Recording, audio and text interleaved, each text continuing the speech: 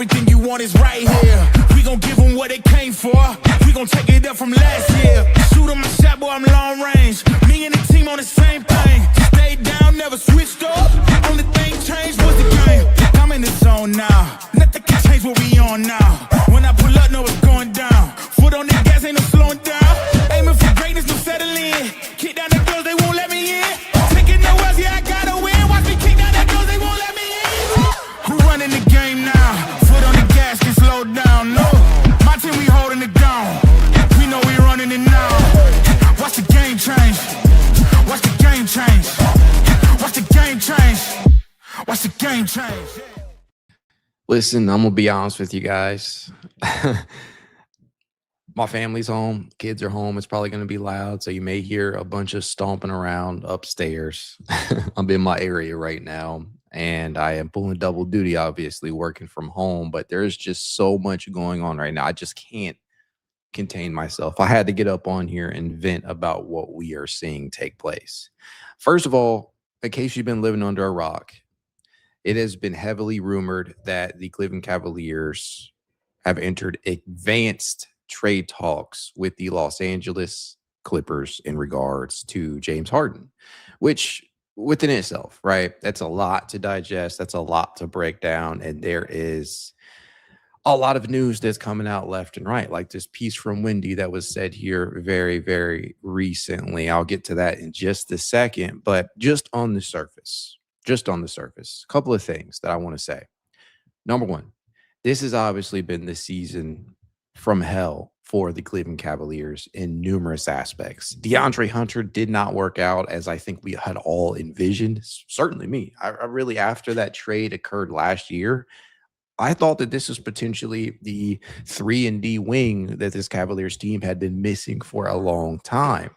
And obviously that did not pay it out. That has coincided with Jalen Tyson turning into the type of player that he has. That has coincided with the emergences of Naquan Tomlin and players like Sam Merrill breaking out and just all of these, and Craig Porter Jr. and so on and so forth. There has been a lot that has gone on this year that has not gone the right way for the Cleveland Cavaliers, despite some bright spots. And it's led us to this point that we are at right now with Darius Garland. And it's not just Darius. We'll get to some of the other things that we are hearing too. But purely in regards to Darius Garland, this has been a rough season. Obviously, coming back off the toe injury that he suffered last year and then re-aggravated in the playoffs, he has not been the same type of player. And there appears to be serious concern that he could be the player that he once was, especially after hurting the other toe, which after we saw the news drop that, that these two teams were engaged in trade talks, I began to question, hey, what does Kobe Altman and that front office and medical staff know about Darius's feet that we don't, and they haven't made people privy to? And maybe it's nothing like that. Maybe it's just simply they don't view the ceiling for Darius and Donovan and the rest of the core four as worthy enough to compete for a title, which is fine.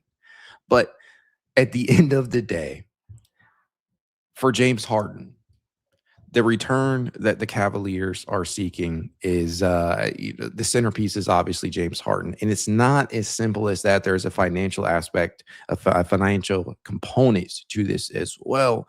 But when you really look at the crux of what the Cavaliers are doing, it feels a lot like they are pushing the chips in for the immediate future and not long term.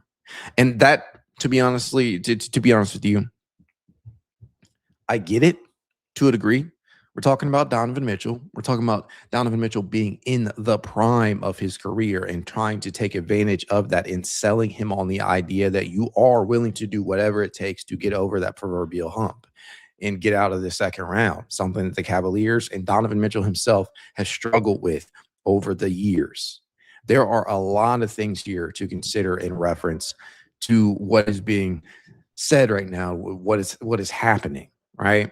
And I think that purely in regards to acquiring James Harden, it speaks to the Cavaliers not being sold on Darius Garland getting back to his all-star caliber ways, which is unfortunate. because there have been games this season in which he has looked closer to the player that we have become accustomed to seeing.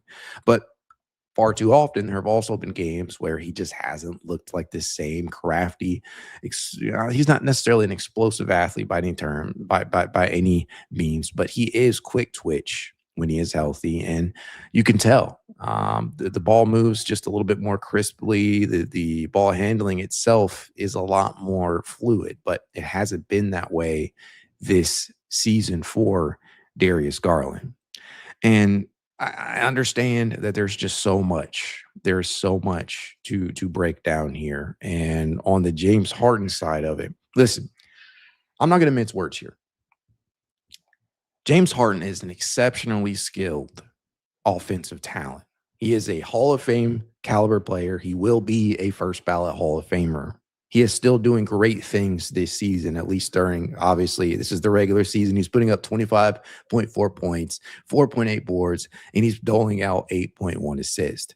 Not the most efficient season that we have seen from James. He is shooting just 41.9% from the field, including 34.7% from three-point distance, but he has been a huge reason why this Clippers team has turned things around the way that they have. Obviously, Kawhi Leonard's health has played a large role in that too, and him looking like the player that he once was. But James Harden is also, when we talk about playoff chokes and failures, James Harden is no stranger to that. As much as people want to shit on Darius Garland for not bringing anything in the postseason, it's not exactly as if James Harden has been in a true defining factor for any of his teams there. He's gotten close. I will give him that, right? But it hasn't been frequent, and it hasn't been lately, in my opinion. People talk about the Nuggets series, whatever, what have you, and that's fine. But this, more so than anything, feels like two things. The financial component, which I suppose we should go ahead and talk about, and the win now, mentality, and trying to sell Don on being able to compete in a wide open Eastern Conference. And that's really as simple as it gets. So here's the thing.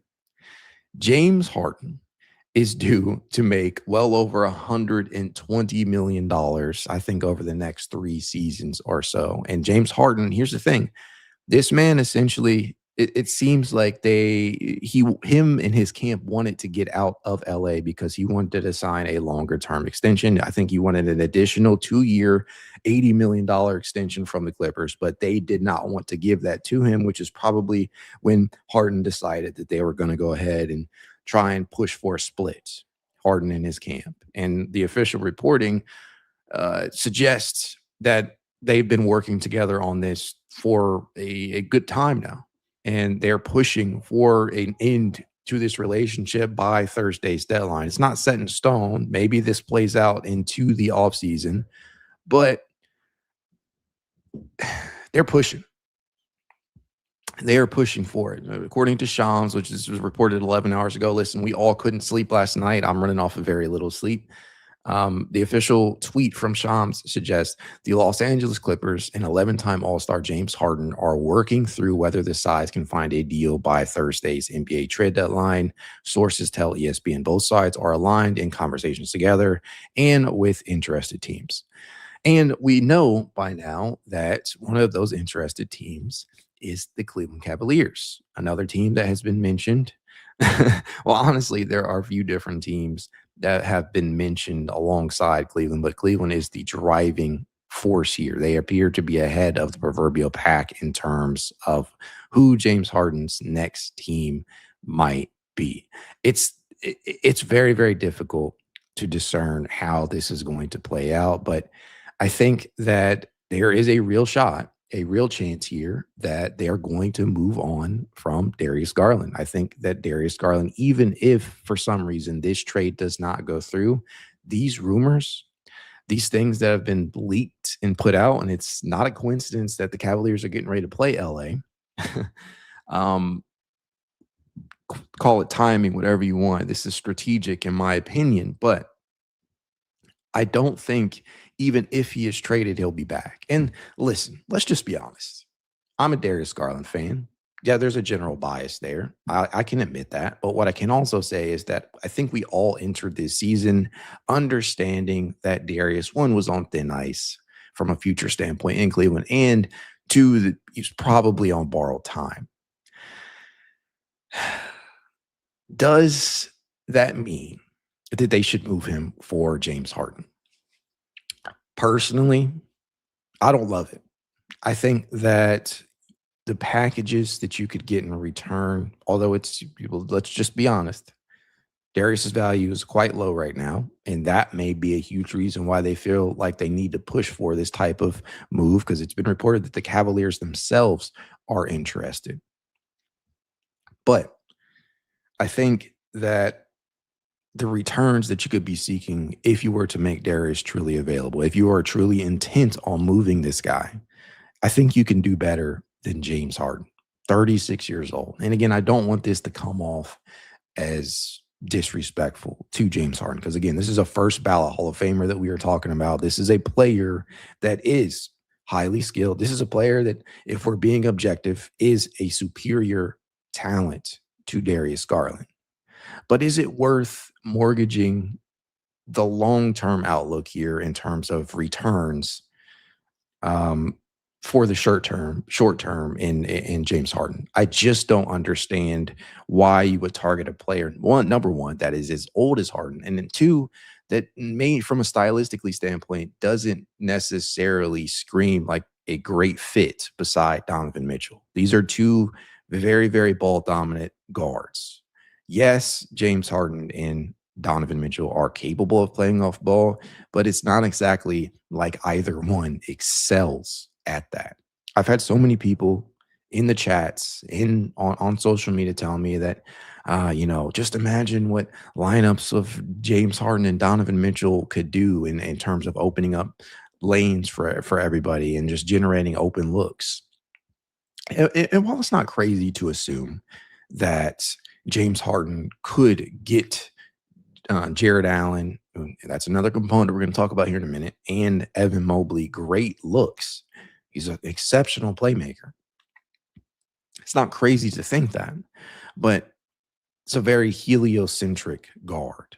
The differences between James Harden and Kawhi Leonard and James Harden and Donovan Mitchell, for one, is Kawhi is not a guard. He does not always require the ball in his hands to be impactful, especially due to his abilities on the defensive end. And don't get me wrong, Kawhi is not the player that he once was on that end. He's not the two-way force that he once was known for being. But Donovan, he's not exactly an exceptional defender. James, the word exceptional and defense don't belong in the same sentence. There's nothing about that from a fit standpoint that screams that it's going to work out, which leads me to believe that one of two things is the case here.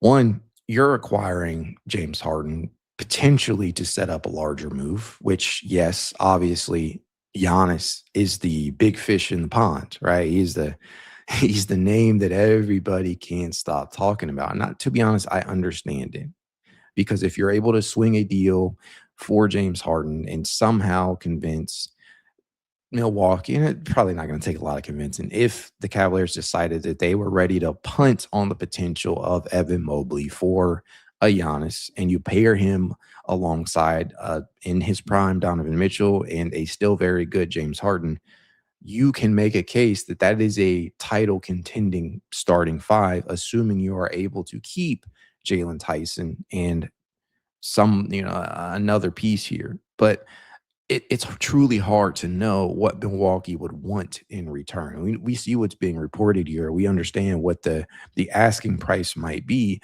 but this is why I think the Cavaliers are possibly entertaining this move, because they have their eyes on the ultimate prize, that and that of Giannis. Now, don't get me wrong here too, right? I'll just say this. I'll put myself on record saying this. Although I would not love the fit out of the gate in terms of the front court and figuring out whether or not Jarrett Allen and Giannis could compatibly together, especially from a spacing standpoint. While I don't love that, a starting five, assuming you are able to keep some of the pieces that I mentioned, if you roll out a starting five of James Harden, Donovan Mitchell, Jalen Tyson, Giannis, and Jarrett Allen, that's a damn good starting five. That's a starting five that is capable of winning the Eastern Conference. But it's such a short-term thing, and it's a lot of risk. It is a lot of risk involved in that. Giannis is not getting any younger. His game is heavily reliant upon athleticism, and he's been in and out of the lineup a lot. A lot. He's not the healthiest dude on the court. We talk about Darius Garland's injuries. Giannis has suffered a lot of injuries himself. And it's not exactly like he's known his game has truly evolved majorly over the last couple of seasons. Yeah, he's become a slightly better three-point shooter than he began his career, but his game is still largely based upon the fact that he's just a freak of nature, hence the name Greek Freak. And with James, right?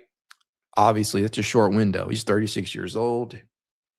He is still very, very talented offensively, but the idea that your backcourt defense is going to be great come the postseason, oh man, that's a tough one. That is a tough one. It is a tough one to determine whether or not that's going to work out, especially knowing James Harden's noted playoff struggles, especially on that end of the floor. So much to consider here, so much to think about, so much to digest.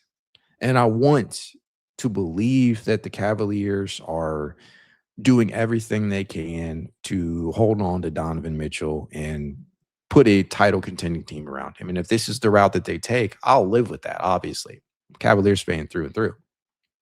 But I just don't know if trading for a 36-year-old James Harden is the route that I would take if I was intent on moving on from Darius Garland. I just don't love that return. And I would give it a chance, assuming that this is real and true, and that the conversation surrounding these players, there's actually smoke where there is fire. I'd give it a chance. Obviously, I'd go in trying to be upbeat, positive like I usually do. But I would need to see that. I would need to see it. And especially if they don't land Giannis, if they trade Darius for James, and that is literally the end of it, and you don't get Giannis, it just feels like a waste to me. It would just feel like a waste. And the other component, obviously, is the financial ramifications here. Again, when you look at the contractual obligations here, when you purely look at this from a financial aspect, there is validity to acquiring the salary of James Harden, which in the offseason can be turned into space. And maybe that's where the Cavaliers are going with this, because James Harden, as of right now, is making $39 million, but he is, or rather does have a player option for about $42 million this upcoming offseason. He has the power to veto any potential trade that the Clippers throw his way, but it appears that the interest is mutual. So I don't know whether or not James Harden would commit to staying with the Cleveland Cavaliers. Based on his track record, I would lean closer to no. I mean, yeah, James can say all he wants that this is where he wants to be and that, he would love to play with Donovan Mitchell. And apparently the interest there is mutual. That's not something we can overlook either. Donovan Mitchell has apparently stated that he would be fine with James Harden coming to town. That's important to consider, especially as it relates to Darius Garland and Donovan Mitchell's relationship. If James Harden does intend to sign that player option, and one would assume that the Cavaliers will be locked in for the future in re-signing James Harden. I don't think Harden would do that without the reassurances that the Cavaliers would offer him the money that he is seeking. So I don't know. You could clear a bunch of space. That's what I'm trying to say here. If he opts out of that player option, theoretically, you have gotten off of the money of Darius Garland. by trading him, and you have gotten off of the money of James Harden, $42 million potentially. Darius is making $39 million right now. So from a financial aspect, I understand the potential ramifications of this in the Cavaliers going hunting for bigger fish, which by all means, right? Try to improve your team by any means necessary. Try to improve your team by whatever avenues that you can. And if that means that you do have to move on from Darius, okay. But to me, I just want the Cavaliers to maybe consider some of the other alternative routes that they could take. I just and again, I don't work for the organization. I know a lot of people have accused me of being aligned with them or being a mouthpiece, but at the end of the day, um, I'm not somebody that is in the know in regards to. I'm a fan like you guys, so I'm watching this play out in real time. And to me, I would hope that there are other avenues that you could take if you are truly intent on moving on from Darius Garland. I know the recent emergences of Jalen Tyson and others has made that a little bit more palatable. And to be honest with you guys, I've been in chats talking with other Cavs fans, talking about, hey, if Donovan Mitchell was a better facilitator, a more consistent facilitator, if Jalen Tyson was a more consistent secondary creator and you could rely upon him to create offense for not only himself and others more frequently. And again, he's gotten better at that as the season has gone on, especially as it relates to Jarrett Allen. The chemistry there is developing. I would expect the same for him and Evan Mobley, assuming that he's not moved to get Giannis. But the point that I'm making here is that there is a reality that maybe the Cavaliers do feel that Donovan Mitchell, Jalen Tyson beside one another is a better backcourt from a overall standpoint in terms of offense and defense than that of the offensive ceiling that Darius and Donovan provide you.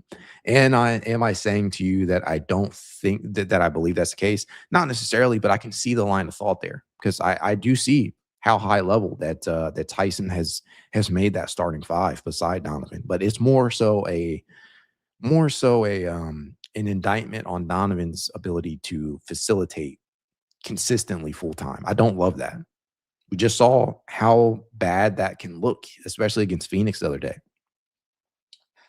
But in saying all that, here's the reality. The reality is that Donovan, he's 30 years old, if I'm not mistaken. He is dead in the middle of his prime, his athletic prime. He is never going to be better than he is right now, in my opinion. So if you are the Cavaliers, that this is your one chance in a wide open Eastern Conference, and make no mistakes, despite Detroit getting out to that early lead in the standings, this is a wide open Eastern Conference. The West, that's a whole fucking different story. But if you believe this is your one opportunity to compete for a title, I get it. I just don't love the idea of the return being James Harden. I just don't. And before I move any more forward, I just want to say thank you to Vinny Pleva 1648 who joined the Wine and Gold Club. Appreciate you. That's always appreciated for sure. As it relates though to the other noise that we're hearing here is that the Cavaliers are also shopping Jarrett Allen, which no surprise comes after his 40-point masterpiece that he delivered against the Portland Trailblazers. So the stock, right, the stocks are going up, I guess. But I would need to see what a return looks like there as well, because I think of the members of the core four, the one that entering the last few seasons that has been the most attainable, at least in terms of rumors that you've been seeing, Jarrett Allen. That's the player that I think many people assume was the most tradable of the bunch, with Darius Garland being a close second, depending upon the return. So I would love to see what potential returns that would yield, but that would also be an indication that the Cavaliers would want to slide Evan Mobley over to the 5 full time. And don't get me wrong, I love Thomas Bryant, but Thomas Bryant is not a starting caliber center. He is somebody that could play a role, a big role. We've seen him do that in the playoffs just last season, but is not a starting caliber center, in my opinion. And I would not love starting Evan Mobley beside Thomas Bryant if I'm trying to compete for a title. So one would only assume that you're not that either one or two things is happening if you're moving Jarrett out. One, you're acquiring a center in return along with another piece, or you're sliding Evan Mobley over to the center position full time. Another idea that honestly I don't love, because Evan, he can function very well there. He's very efficient. He does open the floor for 5-out lineups, but his body, I just don't think it would hold up over the entire course of a season against some of the bigger fives out there. I'm just being honest, as much as I love Evan.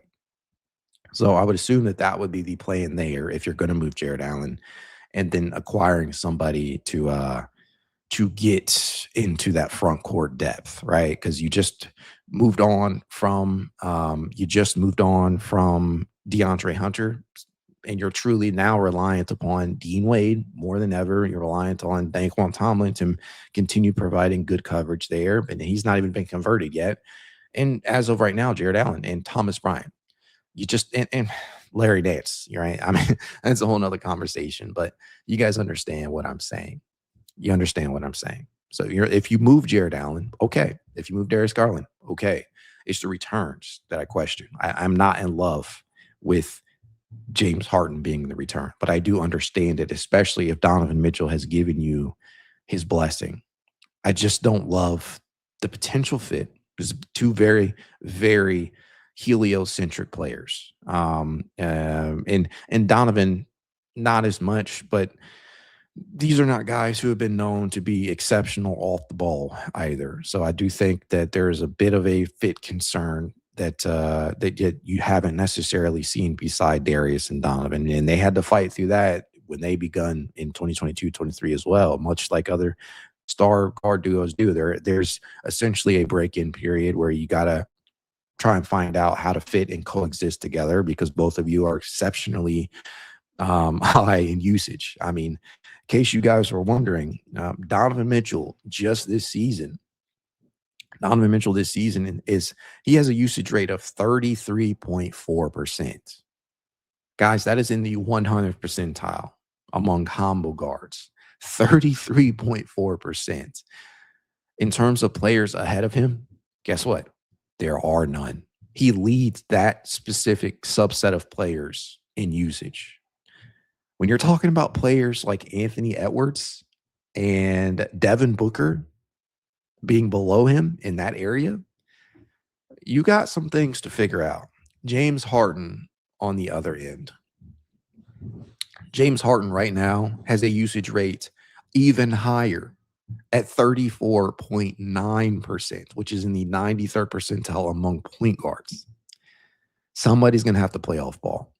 Somebody's going to have to relinquish touches. I mean, that's just as easy to understand and comprehend as it gets. Somebody's going to have to relinquish some touches. And I see some of the comments in here about, I think as Dino says, yeah, because Mitchell, he's had to carry a lot of load. Yeah, well, listen, it's not as if we've not seen Darius and Donovan do much the same.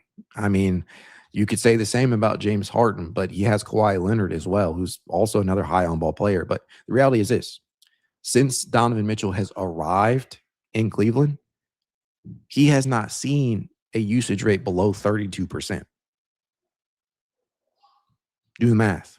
He's been 99th percentile above since he's been in Cleveland. He's never been below 89th in terms of percentile and usage in his career. He's always been a high usage guard. In meshing two extremely high, we're not talking about two mid-tier usage rate guys, or one guy who has a high usage rate and one guy who handles a lot but isn't in the top 10 in their respective position in usage. We're talking about two guys who are in the top 5 of both of their position groups in usage. So somebody is going to have to sacrifice some touches here. I don't love the fit there, and neither have been great off-ball players. Yeah, they can both knock down shots off the ball. Yes, Donovan Mitchell does have the capacity in his game to cut, but we don't even see that a lot. So there would be a huge adjustment in terms of play style that we would see with these guys, especially Donovan. There would be an adjustment period for him. That is important to consider. It's important to consider. So to me, I'm trying to do my best here to break some of this down and to get you guys to understand the significance of what the potential fit could be here. That's all I'm trying to do. There is obviously upside to this too, right? As I mentioned, James Harden is a superior talent to Darius Garland, if we're being honest. Superior talent. That much is fair. And that's coming from a biased fan, right? I love Darius, but James is superior talent. I just don't know at the age gap here. I don't love it.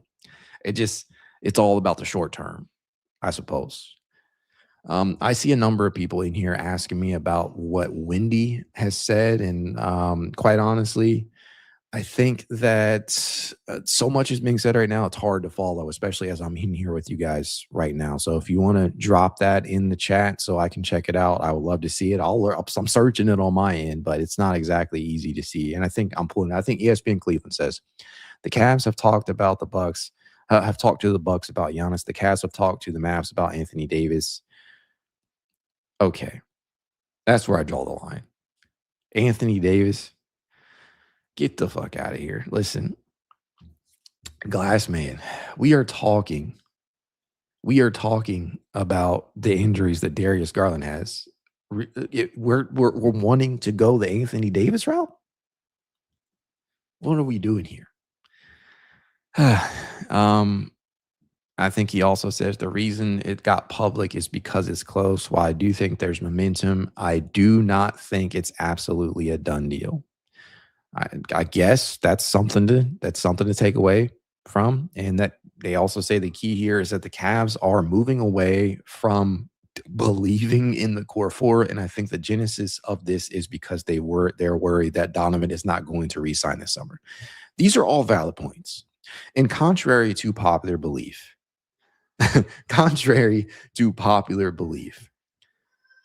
I am not somebody who's going to sit up here and tell you that I'm married to the core four.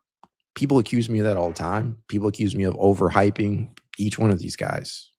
That's your opinion. That's not where I'm at. Everybody has a price. I just don't like the returns. I don't like the names that are being mentioned here. Anthony Davis, huge red flag. Fuck out of here with that. James Harden, that's more palatable, but still not ideal in my opinion, unless you're Kobe Altman and Mike Gainsey and Donovan Mitchell, and you think that this is the best path forward. And then Giannis obviously is the elephant in the room. That's a hard conversation too, because that essentially means you are moving Evan Mobley to get him. And that also means that is an indictment on the belief that Evan will be better than that Evan cannot get to a place where he is no worse than the number two piece on a championship team. That would be an indictment on that because he's quite young still. And obviously he still has his prime ahead of him. That would be essentially the Cavs saying, you know what? We know that Evan is a great player. We know that Evan has not yet scratched the surface of his true potential, but we just don't think he'll get to that top 5, top 10 player status consistently. And Giannis is, right? Giannis, when healthy, is still a top 5 player. You can argue top 3. There's still some people out there that believe that Giannis might be the best player in the NBA at times when he's got it going on. I'm not there, but I certainly consider him a top 5 player when he's healthy. So this all makes sense. I don't know some of these other names that are being talked here. I think that there's a possibility that to sell the Bucks on taking Darius Garland and Jarrett Allen. That is a potential possibility, but it is mostly I would assume centered around their interest in Evan Mobley. I think that's probably what the return will be. Yeah, there's a possibility that they send Darius and maybe Jarrett from a financial component to make that move possible. But I would just I would just think that the Cavaliers should think long and hard about some of these things, because again, that assumes that you want to place one of James or Donovan full time at the point? I don't really know, man. There's so much to consider here. The one thing that I can be absolutely clear of is that I don't want Anthony Davis, and I'm not sold completely on the idea of James Harden. That's just where I'm at. And there's just so much. And then something else that I haven't even mentioned up to this point, Lonzo.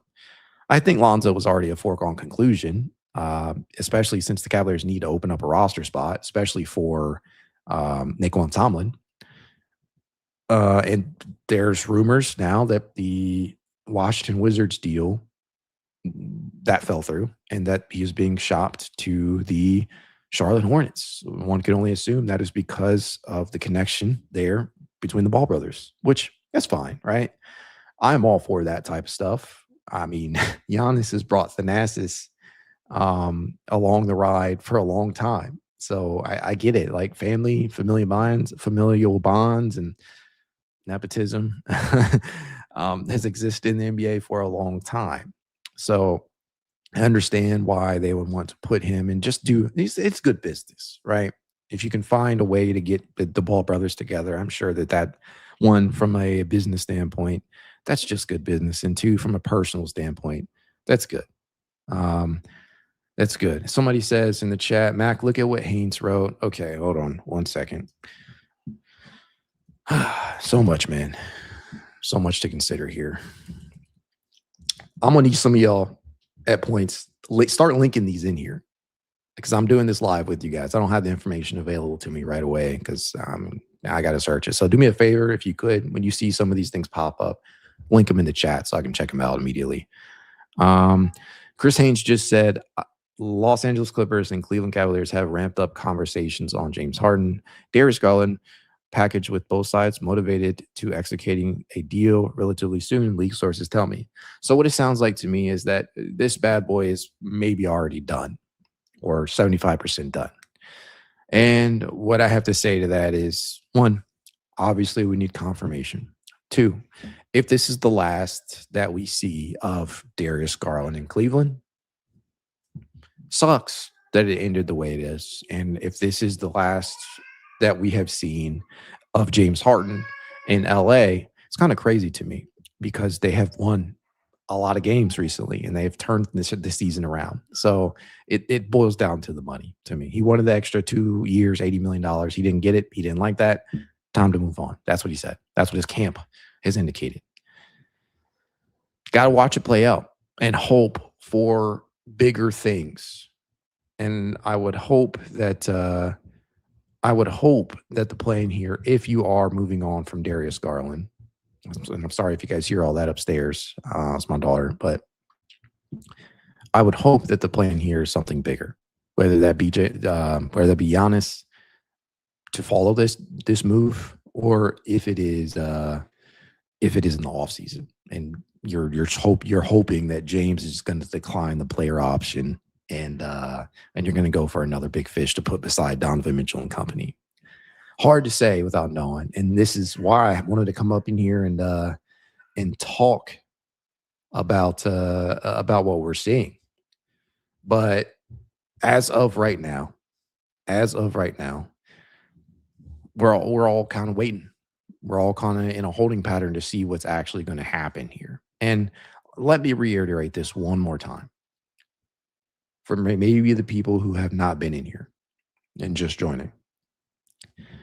James Harden is an exceptionally skilled offensive talent. James Harden does a lot of things out there on that basketball court that you can argue that not many are capable of doing. We've seen him do that this year. James Harden is somebody that I think from a pure this year standpoint, let's not get it twisted, he would be an upgrade over this year's version of Darius Garland. That's fine. Perfectly okay to admit that. He's an exceptional playmaker. He will get your bigs involved. He is somebody that can take the utilization rate down from Donovan Mitchell. But there are also obvious drawbacks here. Obviously, does not have a record of success in the postseason, is 36, is not a long-term fit in terms of timeline. But the question here for the Cavaliers is, if the Cavaliers believe that, the question is that if the Cavaliers believe that this is their time, this is the biggest shot that they'll have to contend, will James Harden be able to bring his side, right? Will he be able to, for lack of a better term, will he be able to own up to his side of the bargain? Remains to be seen. If this deal gets executed, if this happens, like any other trade that happens with the Cavaliers, because as much as I love Darius Garland, as much as I love Jarrett Allen, as much as I love Evan Mobley, anybody else on this team, if this deal goes through, and I'm assuming at this point that it is, I'm going to give it a shot. I'm going to give it an opportunity. Don't love it, but I'm not going to sit up here and act like James Harden is some scrub, because he's not. He's an elite talent. He's a Hall of Fame caliber player. He's somebody that has made a career out of scoring the basketball, assisting the basketball, getting to the free throw line, this and that and the fourth. And he has truly converted himself into being a point guard. So there's a lot of merits here. That's what I'm trying to say. I will go in trying to give him the benefit of the doubt and trying to believe that they're doing this ultimately because they believe that this is what their best chance is this year. And that's really all that I can say. I mean, that's where we are right now. I would love to set up here on this live stream until it's completed. But I'm also, I don't have time to do that. I'm definitely working. Also, just purely in regards to some of the comments here, there are too many here for me to address, to be honest with you. There's nearly 1,000 people in here. Hard for me to get to all of them. A couple of them that I'm seeing here at the bottom of the chat that I do have to call to attention. They Hate Colin 2132 says Harden could really unlock the bigs. To be honest with you, that's never been a huge concern with Darius Garland, purely as it relates to Darius Garland, because Darius Garland gets Evan Mobley and Jarrett Allen involved more than anybody else on this team. James Harden's capable of the same, very similar in that regard. That's not really, I think, what you're going for here. I think, yeah, you're excited about the additional playmaking that he brings to the table purely because the Cavaliers have not had that consistently. But I think you're mostly getting James because he takes some of that on-ball creation off of Donovan Mitchell's shoulders. And again, I mean, this is a Hall of Fame caliber player, so you gotta give him his fair respect. Got to give him his fair respect. As Dino says, Harden made Capella millions of dollars. One can argue that Darius Garland made Jarrett Allen millions of dollars. I mean, those two make an all-star team together. Yeah, I mean, it is what it is. It is what it is. Ian7064 says, I'm meaning for the Cavs and Harden opts out. Isn't that the best case scenario? It frees up a ton of cap space. Yeah, I think I already mentioned this. Again, he's due to make $42 million on that player option. I would assume that since he wants long-term money, he will opt out with the intent of doing one of two things. Either the Cavaliers will re-sign him to that deal, or he leaves, he departs, and you clear that space. And I guess everybody gets what they want at that point. You can chase bigger fish. That's definitely one of the best outcomes here. One of the best outcomes here. Braun 2K says, no way we move Allen if we get Harden right. Harden and JA definitely fits. I would think that there's validity to that, but the Cavaliers are also showing major interest in Giannis. So I don't know. That's why I think that Evan Mobley is somebody that is probably linked to Milwaukee and not necessarily Darius and Jarrett. It's hard to say. It's really hard to say. And from a personal standpoint, right? One would assume that after all of this is leaked, and again, this is a business. These guys understand that as part of playing in the NBA, part of being a professional athlete is understanding that you can be traded at the drop of a hat. But these are still human beings. At the end of the day, they see the shit that's been said. If I was Darius Garland, would I really want at this point, after seeing my name dangled out there very, very pointedly, and would he want to play? I don't know. I don't know if he'd want to come back. We'll see. I don't know. There's so much to consider. And there's LeBron of it all, right? LeBron potentially coming back for the farewell tour. You just don't really know how this is all going to end up. But the Cavaliers, if you give them, if there's one thing that I want to say about this front office, it's that they are leaving no stone unturned. They are exploring every possible avenue that they can to try and make this team better, at least in their eyes. And you got to give them credit for that. I do not agree. I do not agree with everything that that they do at times, and they have had some gaffes in the past. But I think you have to, at the very least, give them credit for the fact that they are trying to appease the star that they do have here in Donovan Mitchell, a top 10 player. So it's fair. And people have long since not given Kobe the respect that, frankly, I feel he's deserved. But it's just where we're at right now. If he ends up getting James Harden and Giannis, to be quite honest with you, that's pretty damn good. And that's after already getting Keon Ellis and Dennis Schroeder, two pieces that I think are going to fit very well. If he's able to get all that, then, I mean, full steam ahead. The Cavaliers probably win the Eastern Conference with that roster. There's still flaws. There's still problems. You still don't really know what the front court's going to look like. You still don't know what the fit between James and Donovan could look like. But purely on paper, and we've seen this a number of times over the years, guys, on paper, this would be if they are able to get Giannis and James, this would be a championship competing team, at least for this year and maybe next, if James is still here. So much to consider. Let's just wait to see what happens here and how this ends up playing out before we end up dropping our ultimate takeaways here. But it just shows you how fast life in the NBA can come at you. Like, this life does truly come at you fast, and the NBA moves can be made at the drop of a hat.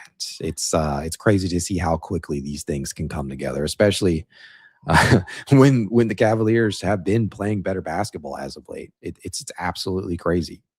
It's absolutely crazy. So much to consider here, but we'll need to see the deal come through before we actually dive deep into the particulars here. And you guys know, like I always do, there will be videos to come out breaking down from a analytical standpoint, from a film standpoint, what each of these moves could mean for the Cavaliers fit, what it could mean for particular players in regards to what they bring to the table, whether that be James or Giannis or anybody else. I will do my best to put additional content out there explaining that and not just giving my reaction purely like I am now. Because right now I'm running off of fumes and I'm trying to add logic to the emotion, obviously. But there's a lot. It's a lot to consider here because there's so many moving parts and components. Let's see here. No update from Chris just yet. Again, if you guys see that, drop it in the chat, or if you're watching the stream after the fact, do me a favor and link it in the comments so others can check it out. Kneecap here says, I know fans think it's Evan for Giannis, but imagine if the offer was DG plus JA. Yeah, I think I mentioned that already.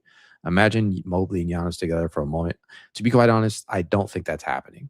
I think that if the Cavaliers end up making a move for Giannis, I think they're going, especially with what people perceive to be Darius's value right now. There's no way to me that I think they don't walk away with Evan Mobley or without Evan Mobley. It's nice to envision, but to be honest, I think it's going to be Mobley and maybe an additional piece as filler. I don't think that's happening. So I don't even want to try and envision that. It's nice in theory, but I don't think that's what we end up seeing. If the Cavaliers, and again, if this deal actually does go through, I will, no matter what, be going live to discuss it further. But I think that's probably a good place to close things down right now. It's just where we're at. Again, no no real movement, I think, just yet outside of what Chris Haynes has stated about the Cavaliers and Clippers getting closer. But it's crazy, man. It's absolutely crazy that we have seen this happen so quickly.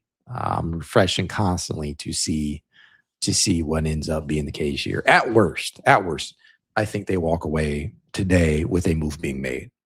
I don't know if it'll end up being both, but I definitely think that we're getting closer to one or the other.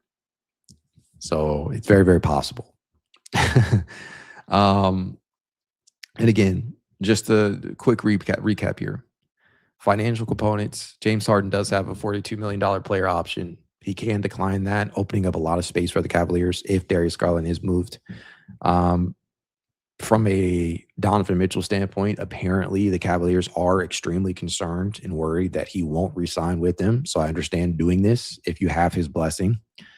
And number 3, Jarrett Allen could also be on the move. I'm not even going to really talk about Lonzo again because I think we already understood that was a foregone conclusion. He's on borrowed time, at least in my opinion. We'll see. We'll see. Like I always tell you guys, if you'd like to reach out to me, now you can. It's Cavalier_pod on Twitter, TikTok, Instagram, YouTube, and more. If you want to support this show in a small but helpful way, first of all, consider hitting that like button. Subscribe if you're not yet a subscriber to this Cavalier podcast. Do the same for Positive Hooper, my other NBA-centric podcast. And let's see what ends up happening here, man. Let's see. Let's get crazy, I guess. Let's see what ends up happening. Go Cavs.